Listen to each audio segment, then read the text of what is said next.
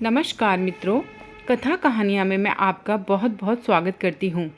तो कहानियाँ हमारे जीवन को बहुत ही प्रेरित करती हैं। ये हमारे समाज का दर्पण होती हैं। कहानियाँ हमें सीख देती हैं कि किस तरीके से हमें अपने जीवन की शैली को बनाना चाहिए। छोटी छोटी सी कहानियाँ कभी कभी हमारे जीवन पर इतना गहरा असर डाल देती हैं कि हमें बहुत कुछ समझा देती हैं। मेरी आज की कहानी भी बहुत ही प्रेरणादायक है, जो कि बच्चों के लिए बहुत ही लाभकारी है। तो फ्रेंड्स, मेरी आपसे ये विनती है कि अगर आपको मेरी कहानियाँ पसंद आती हैं तो आप मेरे चैनल को सब्सक्राइब करें, वीडियो को लाइक एंड शेयर करें। तो कहानी इस प्रकार है। कहानी का नाम है देवों के देव महादेव को कैसे किया एक कोए ने प्रसन्न। एक समय की बात है।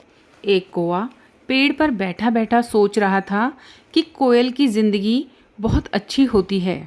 कोयल को लोग बहुत पसंद करते हैं, बहुत प्यार करते हैं। जब शाम को कोयल बोलती है तो सभी का मन मोह लेती है, मंत्रमुग्ध हो जाते हैं लोग।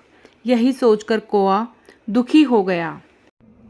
सोचने लगा, मेरा जीवन बहुत ही बेकार है।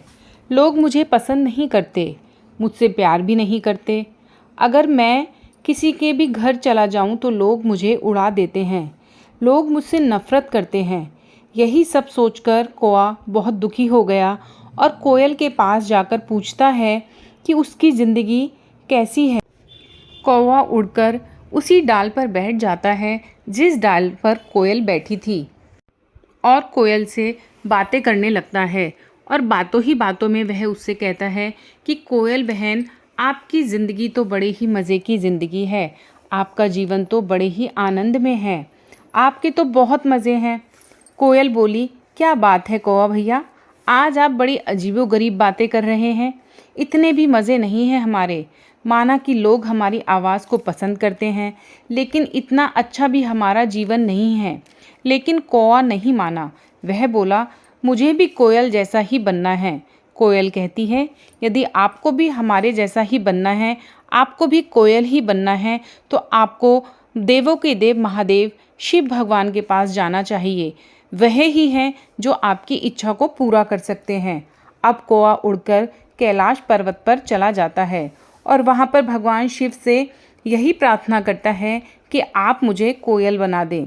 भगवान कहते हैं कि ठीक है, मैं तुम्हें कोयल बना दूंगा, लेकिन पहले तुम ये पता तो कर लो कि क्या कोयल अपने जीवन से सुखी है या वह भी तुम्हारी ही तरह अपने जीवन से परेशान है। अब कौवा उड़कर वापस कोयल के पास आता है और उससे पूछता है कि कोयल बहन, क्या आप अपने जीवन से सुखी हैं? तो कोयल कहती है कि क्या भैया, क्या बताएं आपको, हम भी अपने जीवन से बहुत ही दुखी हैं। अब कौवा पूछता है कोयल से कि वो कैसे? तो कोयल कहती है कि देखो भैया, आप भी काले हैं और हम भी काले हैं, लेकिन हमें तो कोई पूछता ही नहीं। हमारी आवाज़ को तो लोग पसंद करते हैं, लेकिन ना कोई हमें दाना पानी देता है, और यहाँ तक कि हम तो अपने बच्चों को भी पालने में असमर्थ हैं। कौवा पूछता है कि वो कैसे?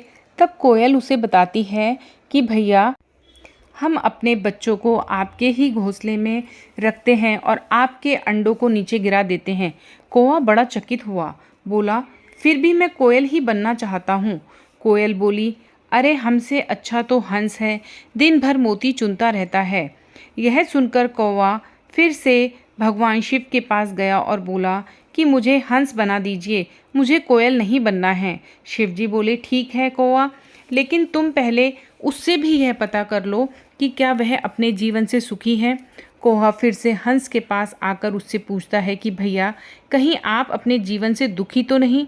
हंस कहता है कि मेरा जीवन भी बेकार है, कंकड़ पत्थर मोती खाते रहते हैं, दिन भर पानी में पड़े रहते हैं, हमारा जीवन भी बहुत ही बेकार है।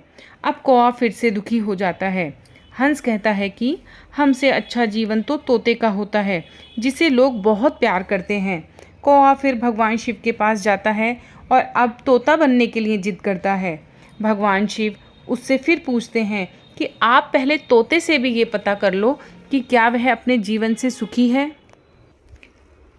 अब कौवा फिर तोते के पास आता है और उससे भी वही प्रश्न करता है कि भैया, आप अपने जीवन से सुखी हैं? तो तोता कहता है, अरे भैया, माना हम बहुत सुंदर हैं, लोग हमें बहुत प्यार करते हैं, लेकिन लोग हमें पिंजड़े में बंद कर देते हैं, हमें मिट्ठू मिट्ठू बुलाते हैं और बागों का माली तो पत्थर फेंक कर हमको उड़ा देता है। अरे हमसे अच्छा जीवन तो मोर का होता है। अब फिर कौवा भगवान शिव के पास जाता है और मोर बनने के लिए भगवान से कहता है। भगवान उससे फिर वही कहते हैं कि ठीक है कौवा, मैं आपको मोर बना दूंगा, लेकिन आप मोर से पता कर लीजिए कि क्या वह अपने जीवन से सुखी है। तो कौवा उड़कर फिर से मोर के पास आता है और उससे पूछता है कि भैया, क्या आप अपने जीवन से सुखी हैं? तो मोर कहता है, हम भी अपने जीवन से बहुत दुखी हैं। लोग हमारे पीछे पीछे भागते हैं हमारे पंखों को लेने के लिए, और कभी कभी तो हमारी जान भी ले लेते हैं। हमारी यही सुंदरता हमारी जान की दुश्मन बनी हुई है। लोग हमारे पंखों से अपने घर को सजाते हैं और हमारे जीवन को समाप्त कर देते हैं। हम भी अपने जीवन से बहुत ही दुखी हैं। मोर की बात को सुनकर कौवा बहुत ही दुखी हो जाता है और वह सोचता है कि मैं अब क्या बनूं? सभी तो अपने जीवन से दुखी हैं। अब वह भगवान शिव के पास जाता है और बोलता है कि हे प्रभु, मैंने देखा कि सभी तो अपने अपने जीवन से दुखी हैं। कोयल, तोता, मोर, हंस सभी अपने जीवन से परेशान हैं, तो मैं अब क्या बनूं? भगवान ने कहा, कौवे, आपको परेशान होने की ज़रूरत नहीं है। आप जो हैं आप वही रहें। मैं आपको 4 वरदान देता हूँ, जिससे कि आपका जीवन प्रसन्नता से भर जाएगा और आप भी प्रसन्न हो जाएंगे। तो भगवान ने कौवे को समझाते हुए उन्हें 4 वरदान दिए, जो कि इस प्रकार हैं। नंबर 1, भगवान ने कहा कि आपको लोग अपना पिता कहकर बुलाएंगे और आपको बहुत ही प्यार से बुलाएंगे। आपको लोग अपने भाई कहकर बुलाएंगे।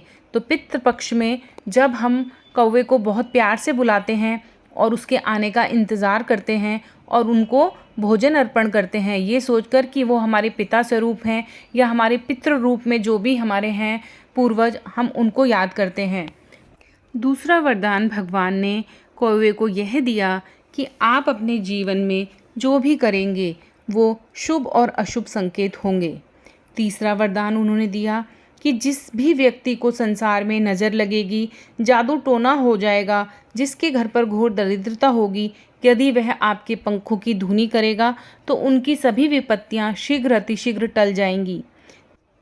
चौथा वरदान भगवान ने कौवे को यह दिया कि आपको 6 महीने आगे और 6 महीने पीछे की बातें आपको पहले से ही पता चल जाएंगी। कौवा अब इन सभी वरदानों को पाकर बहुत ही खुश हुआ और कहानी यहीं पर समाप्त होती है।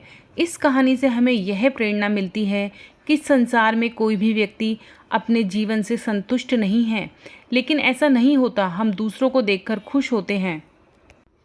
हर किसी के जीवन का संघर्ष अलग होता है। तो आज की कहानी हमको यही प्रेरणा देती है कि हम अपने जीवन में जैसे भी हैं, हमें उसी में संतुष्ट रहना चाहिए। दूसरों को देखकर हमें ये होड़ नहीं करनी चाहिए कि हमें भी उनके जैसा बनना है।